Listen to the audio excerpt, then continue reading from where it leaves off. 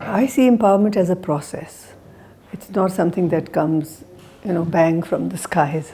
It is a process through which those who are denied a say or a power or a sense of control are able to make their own choices. Choices about where they want to work, or education, or marriage, or number of children, or anything, or political participation. A woman who manages to push the envelope, overcome barriers, and also defy norms to set new norms and new standards. For me, that would be empowerment. It is to be able to walk out and feel safe in a public space.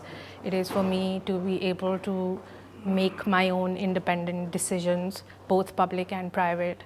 It is for me to be able to access labor market if I want to work or if I don't want to work, and having that choice to be my own.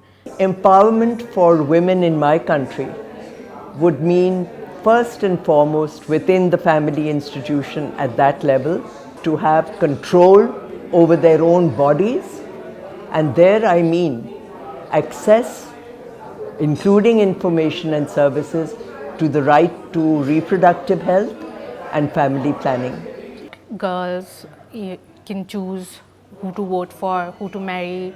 Girls are aware of their rights and responsibilities. Being aware of your rights, being aware of what basically the Constitution and the laws make you entitled to. The right to education.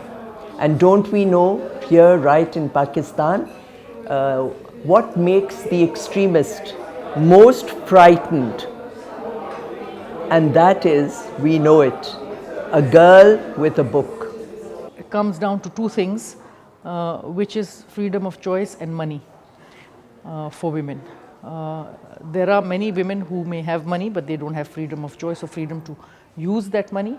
So I think freedom of choice in any aspect of their life and having the money to do that with are two key factors. Yeah. There could be people, men or women, who do not have access to the basic facilities in life. So empowerment really doesn't mean anything to them unless they can have the food, the means to earning a living, the means to education. It comes with access to skills, to access to employment. I personally find it a bit derogatory as a term that somebody has to empower women, making one feel that women are passive recipients rather than active actors in the whole process, in the political process. It's an ongoing process of enabling people, enabling communities, enabling women, men and youth, where you bring in a conscientization level to a stage when a person can easily understand the factors and actors which control his or her life. So if you identify the core problem of your life, governance issues, then it comes to, so what can I do? You draw your roadmap, what to do. And then you unpack that how to do. And that's how you gain, power from within your own community, from your own supporters, from your own allies, and you move on. Having agency, having the space, being enabled, feeling confident in oneself, feeling that nobody and nothing can stop us from exercising our rights, and never having to ask for rights. For me, rights are not to be asked for. I am born with my rights. Accountability is being answerable for your actions. Are you, if you have some powers? If I'm in public office, whether as an elected person or as a government person or as a member of the bureaucracy or a member of the judiciary, I am accountable, which means responsible and answerable. In Pakistan, if you go against corruption, that is accountability.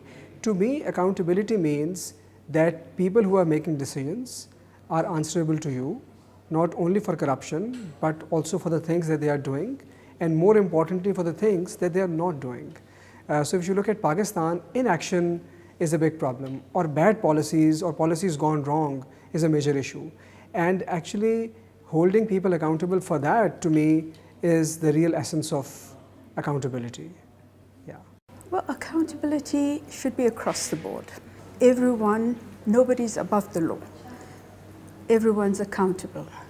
Accountability to me means fulfilling the responsibility that an institution, individual or organization has.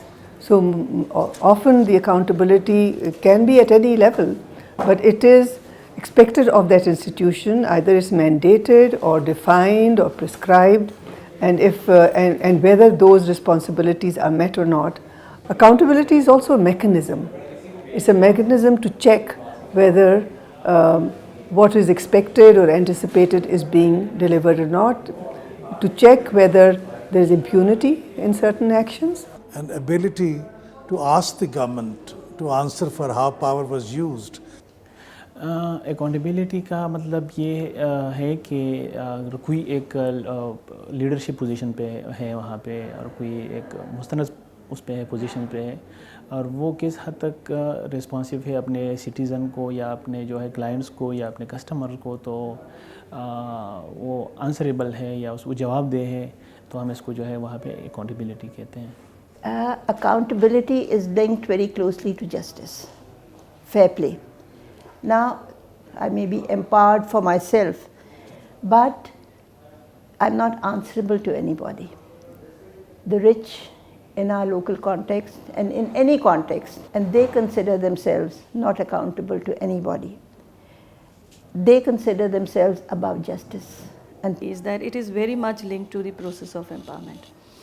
And I see it as a different level of empowerment when a person, a right holder, tries to engage with the duty bearer. And that opens up a dialogue. So that opens up a space to move on, to discuss about the local solutions.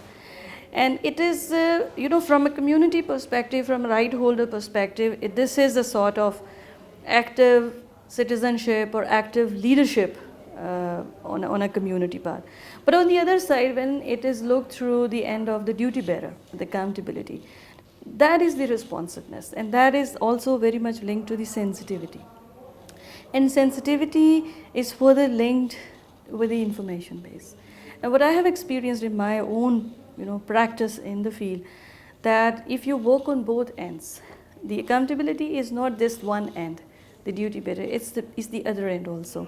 So if you work on the active citizenship and you also work on the supply side with the duty bearers, and then they are given a space to move on and negotiate and bargain on the mutual solutions of the identified problem, that is the beauty of accountability.